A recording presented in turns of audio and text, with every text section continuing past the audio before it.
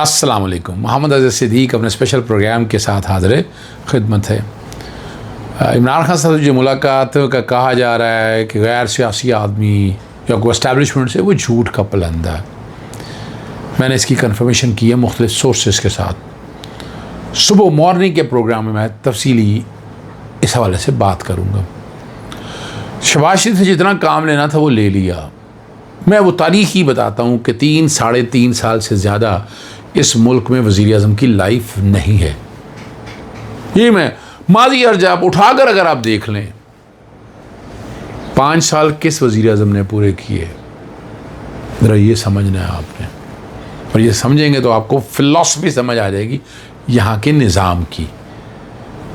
तो शहबाज शरीफ बस 4-6 हफ्ते ही हैं उसके पास, सीधा कर ले, जैसे मुल्क की डायरेक्शन सेट कर ले तो फिर कोई बेहतरी हो जाएगी। कहाँ का किन किन चीज़ों में बेहतरी करनी है, ये सोचने वाली बातें हैं। इस पर बहरहाल सुबह के प्रोग्राम में लंबी बात करूँगा मैं आपके। कोई डील नहीं हुई इमरान खान साहब की, ये नोटेड डाउन, जैसे मैंने आपके सामने कह दिया। 9 मई के फैसले क्या होने जा रहे हैं। और अलीमा खान साहब को देखें, निमल यूनिवर्सिटी के लिए एक नए काम के लिए जाने के लिए मैंने आपको उस वक्त कहा था कि फंसा दिया गया। वो क्या बात हुई जा रही, उस पर गुफ्तगू करेंगे। और हद के इज़्ज़त शहबाज शरीफ का फुस हो गया, हवा निकल गई उसके अंदर से। सबसे पहले बात है, सुप्रीम कोर्ट के फैसले के बाद 9 मई के केसेस के हवाले से तेज़ी आ गई। जिन्ना हाउस जलाओ गिराओ केस में उमर सरफराज चीमा समेत 266 मुलजमान, आज चालान की नकलें तकसीम की गई। फ़र्द जुर्म के लिए 24 मई को तमाम मुलजमान को तलब कर लिया। यानी आज हम 17 में बैठे हैं और 24 अगले हफ्ते के लिए। मियाँ आबाद फ़ारूक को चंद दिन पहले रहाई मिली थी और मैंने अफसोस भी कहा था, ये नरमी शर्मी कोई नहीं है यार, और ये सिर्फ मिराज है, शराब है, फ्रॉड है, क्या कहें इसको। और ये हालात कोई नहीं बदले है, और ये तभी बदलेंगे जब इमरान खान बाहर होंगे और जदोजहद खुद कर रहे होंगे, लीड कर रहे होंगे, और फ्री एंड फेयर इलेक्शन होंगे। और मैं नहीं समझता इससे पहले हमें किसी तरह की नरमी और बेहतरी को मानना चाहिए। इस दायरे दहशतगर्दी रावलपिंडी की अदालत ने अलीमा खान साहबा को बैरून मुल्क जाने की दरख्वास्त पर फ्रीकैन के दलाइल सुनने के बाद फैसला महफूज कर लिया। अब चूँकि ताल्लुक़ इमरान खान से, अब तो रिलीफ तो मिलना नज़र नहीं आता, इतना आसान काम तो है नहीं। और अलीमा खान साहबा की दरख्वास्त जो है वो खारिज कर दी गई। अच्छा, ये कोई अनहोनी नहीं है। हमारे यहाँ मेरिट पे अगर हो तो ये बिल्कुल बनती है। ये कौन सा इतना बड़ा दहशतगर्दी का केस है या ऐसे को हालात हैं कि आप इस हद तक सख्त बात करें। आप इस बात को, मैं नहीं समझता है कि ये कोई मामला ऐसा था। और जो दलाइल दिए गए हैं कि उनका नाम PNIL वगैरह लिस्ट से निकाल जारी कर दिया और सिर्फ 3 हफ्तों के लिए हाज़िरी किया, इस तरह चाहती है और अंडरटेकिंग देने के लिए तैयार है। दरख्वास्तदार मुकर्रर वक्त की में अदालत से रुजू करेगी। ट्रायल शुरू ही नहीं हुआ। अब जरा सुनिएगा ज़बरदस्त बात जो है। और दरख्वास्तदार की ज़ाती पेशी ज़रूरत नहीं है। 540 की दरख्वास्त जो है वो एग्जम्पशन की दी जाती है कि वो पेश नहीं होना चाहती या ऐसी को बातें हैं। और इस्लामाबाद हाई कोर्ट ने सफरी पाबंदी की फहरिस्त से नाम निकालते हुए बैरून मुल्क जाने के लिए ट्रायल कोर्ट से रुजू का हुक्म दिया था, आपको याद होगा। और प्रोसिक्यूटर ने कहा कि ज़मानत कबल गिरफ़्तारी की दरख्वास्त में इस्तिस्ना बनता ही नहीं। ज़मानत कबल गिरफ़्तारी के केस में मुलज़मा की ज़ाती पेशी ज़रूरी है, सिवाय मेडिकल ग्राउंड के मुलज़िम की इस्तिस्ना किसी सूरत में नहीं मिल सकता। और दरख्वास्तदार का फ़ंड रेजिंग में इजाफी किरदार है, बुनियादी किरदार नहीं है। ये आप समझ सकते हैं यहाँ पर क्या ऐसा मसला है। दरख्वास्त ज़मानत की डेट अदालत लंबी डाल सकती थी, ये कौन सी मुश्किल बात है। और वैसे भी कई मिसालें मौजूद हैं, पहले दरख्वास्त आप खारिज नहीं कर सकते। तो ये हालात हैं। चलें, आप कोई फैसला तो ऐसा देते ना कि जिससे कुछ समझ आए। और ये कोई इतना बड़ा ऐसा फैसला नहीं है कि जिसके आप नताइज इस हद तक ले जाएं। इमरान खान के खिलाफ हद के इज़्ज़त केस ठुस हो गया है, जो अभी तक मेरे पास इतलात आई। शहबाज शरीफ ने वीडियो लिंक पर पेश होकर बयान पर जरा करवाई। इमरान खान के वकील ने शहबाज शरीफ से 10 सवालात किए। इमरान खान साहब के वकील ने पूछा कि कहीं खान ने बराह रास्त आपका नाम नहीं लिया। उन्होंने शहबाज शरीफ ने कहा लगता है उनका इशारा मेरी तरफ था। हद के इज़्ज़त केस में बराह रास्त बातें सारी आनी हैं, क्या ऐसी बात हुई? अगर वो चोर है, उचक्का है, ऐसी कोई बात की भी है तो आप ज़बरदस्ती कहेंगे कि मैं हूँ? राशि है, फ्रॉडी है, बहरूपी है, तो मैं ज़बरदस्ती कहूँगा कि मैं हूँ?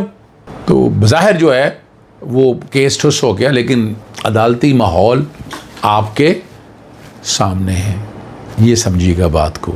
और पाकिस्तान के लिए जासूसी का इल्ज़ाम भारतीय यूट्यूबर, याद है आपको, ज्योति मल्होत्रा को हरियाणा पुलिस ने गिरफ़्तार कर लिया। और ज्योति जो है ना वो पाकिस्तान में 2 वर्षा विज़िट कर चुकी हैं और पाकिस्तान भारत दोस्ती और अमन से ज़्यादातर गुफ्तगू करती थी। अब तक भारत में जासूसी का इल्ज़ाम लगाकर 6 अफराद को गिरफ़्तार किया जा चुका है। हमारे यहाँ तो गिरफ़्तार करते हैं वो आपने आप किसी के बारे में बात क्यों की? पीको लॉ है। यहाँ तो सीक्रेट एक्ट के बारे में जो वज़ीर इत्तलात ने कह दिया कि नवाज शरीफ ने किस तरह किया, वो सारा एडमिशन है, सारी निगरानी कर रहे थे, पता नहीं किस कानून के तहत ये कर रहे थे, कहाँ से ये इख्तियार आ गया, ये समझना ज़रूरी है। इमरान खान का पॉलीग्राफिक टेस्ट और प्रोसिक्यूशन की बदनीति, इस पर ज़रा गुफ्तगू कर लेते हैं आपसे।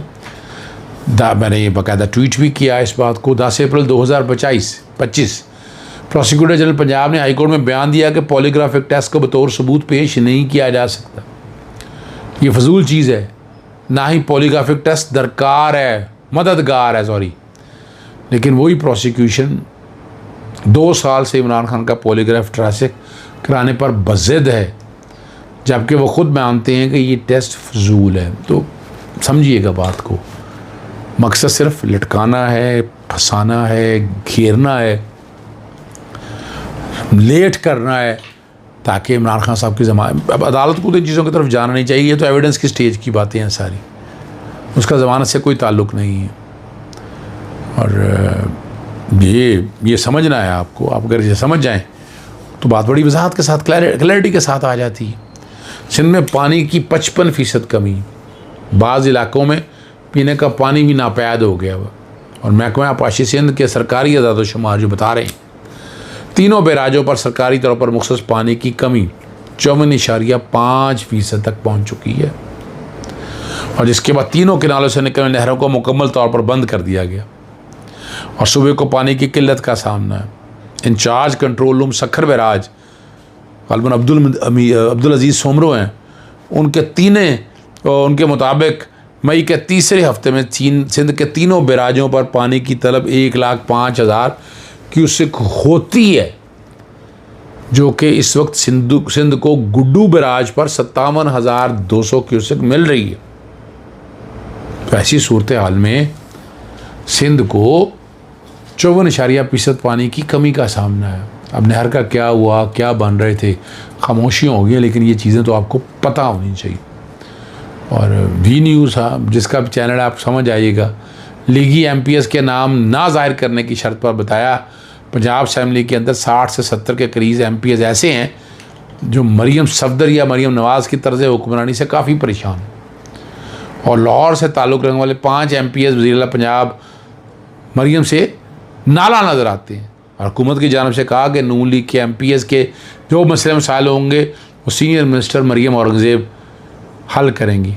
मगर कुछ अर्से बाद उन्होंने अपने MPs से मिलने से इनकार कर दिया और कहा कि ये काम उनका नहीं है, और थोड़े बहुत काम स्पीकर ऑफिस से हो जाते हैं, मगर जो काम वज़ीर आला सेक्रेटरीट से होने चाहिए वो नहीं हो रहे।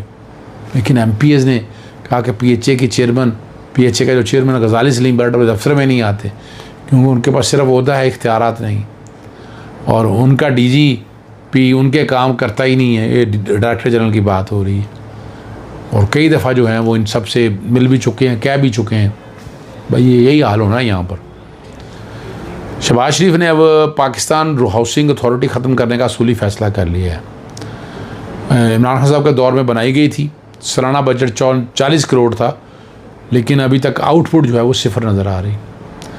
और ज़िम्मेदार ज़राए कहते हैं कि शहबाज शरीफ ने कहा है कि अब पाकिस्तान हाउसिंग अथॉरिटी को ख़त्म कर दिया जाए, और चेयरमैन नया Pakistan housing authority major general retire Aamir Aslam Khan के कॉन्ट्रैक्ट की मज़ीद तजदीद नहीं की गई।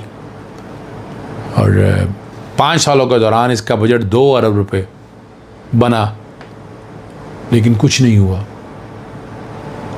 और ये देखना, बनाई अच्छे मकसद के लिए गई थी, लेकिन उसको इस्तेमाल ठीक नहीं किया गया। इजाज़त चाहता हूँ। अस्सलाम वालेकुम। अल्लाह हाफ़िज़। पाकिस्तान जिंदाबाद।